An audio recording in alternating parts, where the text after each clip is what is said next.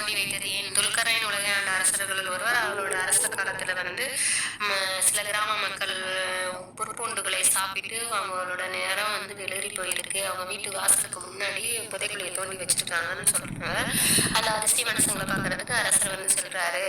அங்க போய் கேட்டதற்கு, நாம் என்று இறப்போம் என்று அறிய மாட்டோம், மரணம் என்று வரும்னு எவராலும் சொல்ல முடியாது, மரணத்தை ஒரு வினாடியும் மறக்காமல் இருக்கிறதுக்காக எங்க வீட்டுக்கு முன்னாடி புதைக்குழியை தோண்டி வச்சிருக்கோம்னு சொல்றாங்க.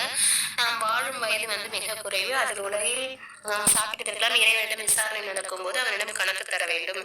அதிலிருந்து நாம் தப்ப முடியாது. அல்லாஹ்வுக்கு பயந்து நாங்க பல வருடங்களா ஆடு மாடுகளை போல புல் பூண்டுதான் சாப்பிட்டு இருக்கோம் அப்படின்னு சொல்றாங்க. இதோ எதிரில் உள்ள மண்ட ஓட்டுன்னு பாருங்க. இவன் ஒரு காலத்துல அரசன் தான், மக்களுக்கு அநீதி வச்சுட்டு இருந்தான். இவனோட நிலைமையை பாருங்க. இதனாலதான் நாங்க இந்நிலையை மேற்கொண்டோம்னு சொல்றாங்க.